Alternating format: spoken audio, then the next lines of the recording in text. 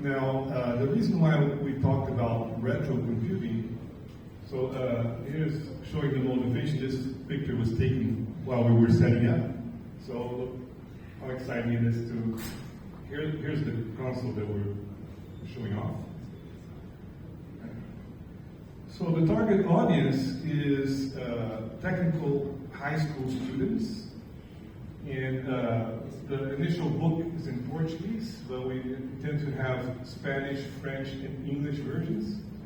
So here's the map of the world, which shows the countries with these the first three languages, which also happen to have average GDP per capita less than $20,000 per year.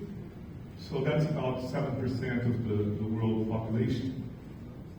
Now, the book is we released a first edition, which actually doesn't include RISC-V. It uses an older processor that we used 10 years ago. But we're working, so this is a roadmap for the second edition that we're being worked on. You can download the book, it's available, and all the material for it is also available, and we use only open source tools. Except for configuring this FPGA board. And now the reason for the retrocomputing aspect of it is twofold. First, to manage expectations. When somebody says, oh, I want to learn to program video games, they want to make a copy of the latest release that was done by 100 people working over 3 years. That's not realistic. They're going to be very disappointed. Well, if we go through the history, the first video games were done by a single person in a very reasonable time.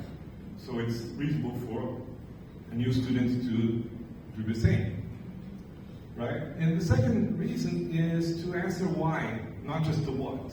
So if you start from the end, if you miss the history, you don't know why things evolved the way that they did, how they got to be what they are. So going through the history also answers a little bit indirectly. We aren't too explicit about that, but about the history of it. So this is we use an open source tool called Digital, which is a horrible name for searching in Google. And it's written in Java, so it's a little like the chip inventor that we saw before. You draw the schematics. And it's live, so you can press buttons and you can see the results. And so all of the drawings that you see in the book, you can actually download them and actually play them and work with them. And later on, we can export this to Verilog and then implement it on FPGAs. So we start out with the very basics. Of combinational logic, and then we talk about sequential circuits, and then we actually implement our own FPGA so that it's not a black box, so that people can understand. And here we have a very tiny 2x2 FPGA, but we can implement a few circuits, and it actually works in simulation. So then we explain video, because video has evolved a lot. So a few decades ago, we wouldn't have to explain so much because everybody was sort of familiar with how TVs work. But knowledge is not as common anymore. So we start out with a circuit that can generate these weird waveforms that you see here for the horizontal and the vertical. So here's how our screen is divided.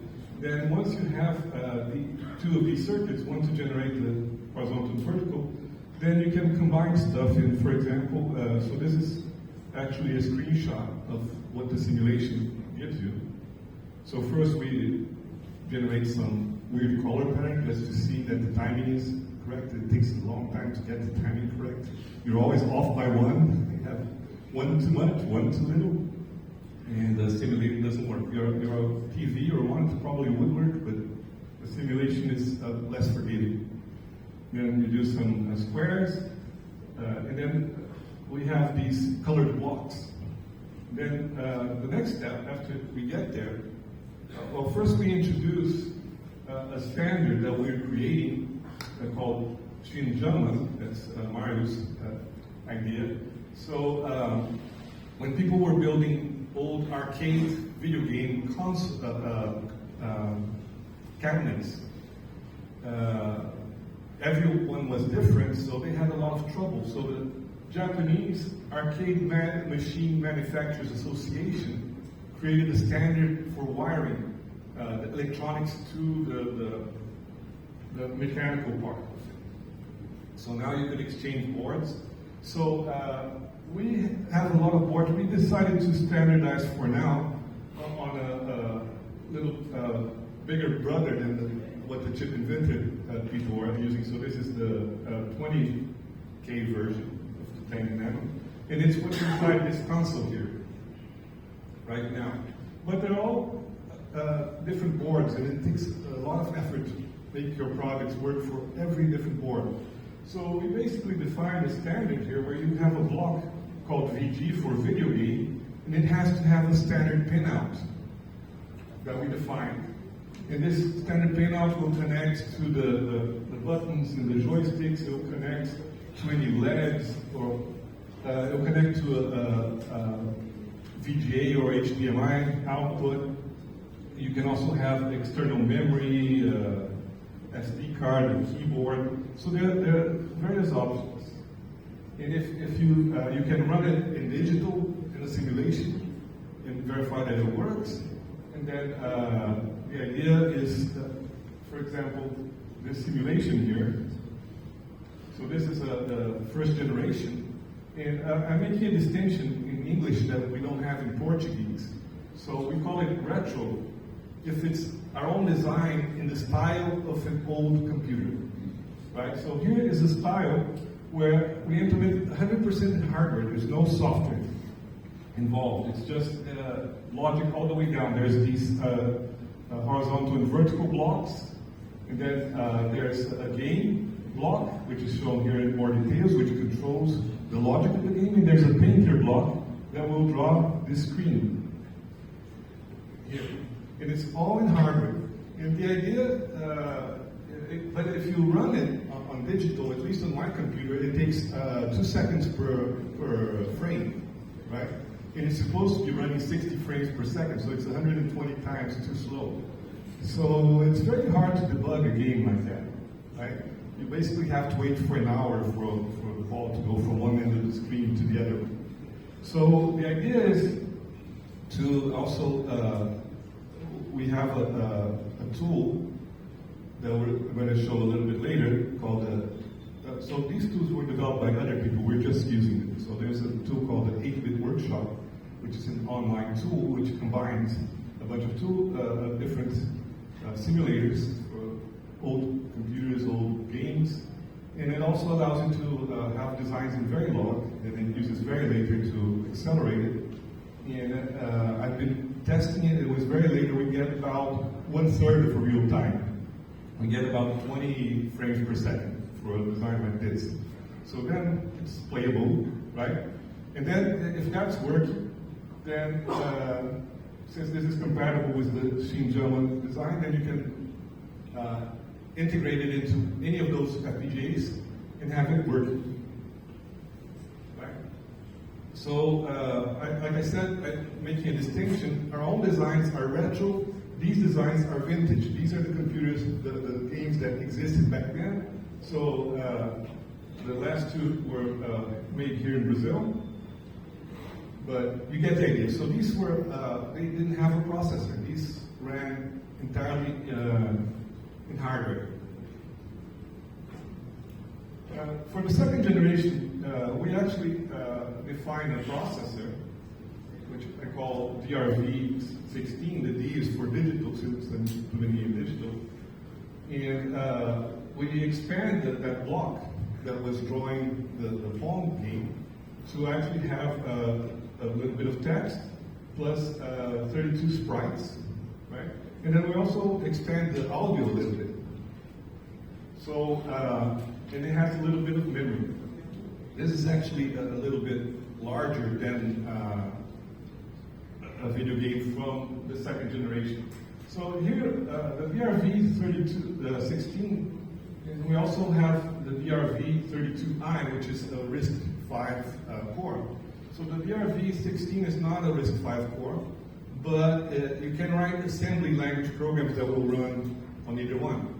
And the reason why it's not fully compatible is because it tries to be a little bit smaller, because we use it to implement the Xinjiang design. So any blocks that it takes up in the FPGA is blocks that it's taking up from the project that you actually want to run.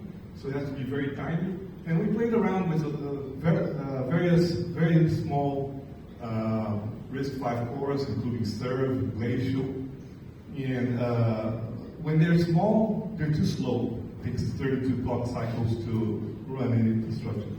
And when they're not slow, they're large. So we decided to go in this direction as a stepping stone. In yellow, so this is the state that a RISC-V processor has for RV32. You can have RV32E, which throws away half of the registers. That's more reasonable. But by making it 16 bits, so just the part in yellow, that's a little bit easier when you're programming in assembly. If you're programming in C, it doesn't make a difference. Right? So the vintage video games, starting with the channel F, Atari, several showed up here in Brazil a few years later than what they came out outside. And I also included in this generation, although they're not considered video games, MSX, because I know that some here in the audience are fans of MSX, so it has more or less the same characteristics. It's very similar to the ColecoVision. Right? So this is the tool, the 8-bit workshop. So you go to their website, and then you run everything there. And you can simulate. Here it's simulating the Nintendo Entertainment System, which is the 3rd generation. And you can run it in your web browser. You can also, like I said, even have designs in very long. You can see the output very fast. So this is the open source game. So here's the source for it, running in C.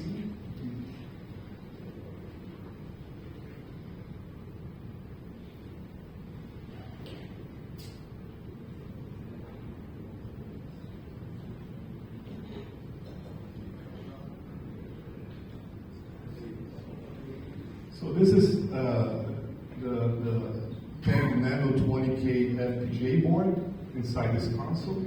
It's running emulation, re-implementation, let's call it that, of the Nintendo Entertainment System, and running this open source software.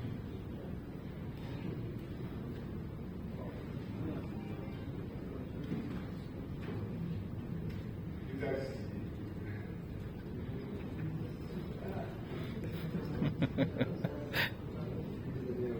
Try not to kill.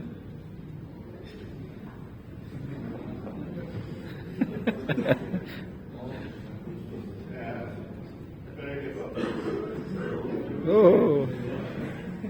So you guys are lucky that the sound is not coming through because it's a little bit loud. So that's the sequence. You simulate your design in digital, then you verify it in the 8-bit workshop, and then you actually put it into actual hardware.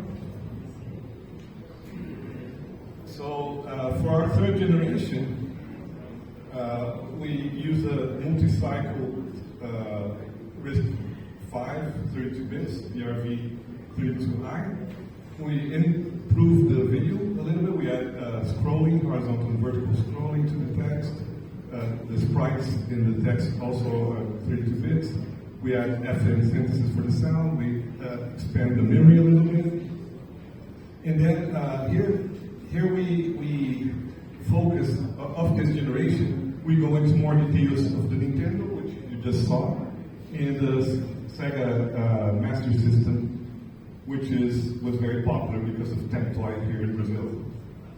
Right? For the 4th generation, we have a pipeline RISC-V with its own internal caches.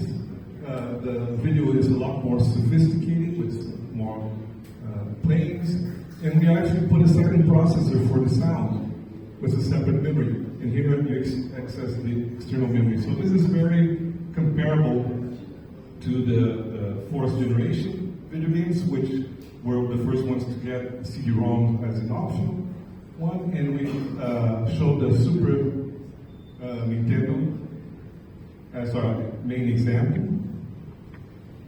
We don't know if we're going to be able to do the fifth generation because of the FPGA limitations. If we use a large FPGA board, then no doubt about it, we'll be able to do it. But with this 20K, I'm not sure. The idea is to use the embedded vector extension, which is the ZVE32X, which is for 32-bit wide, integer only, no floating point.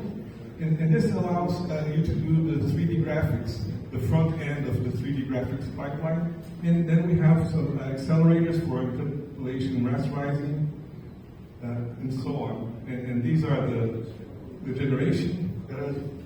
And that's, if we can get to that point, I'll actually be a little bit surprised because it's a little bit ambitious. Obviously, we're using the bottom definition of generations, but different people have different definition of generations. And here's the link where the book and all the material can be seen, and we're still developing the book, so if you go there 1 week and then you go back another week, you're going to see more designs or changes to designs. So thank you, that's what I wanted to show.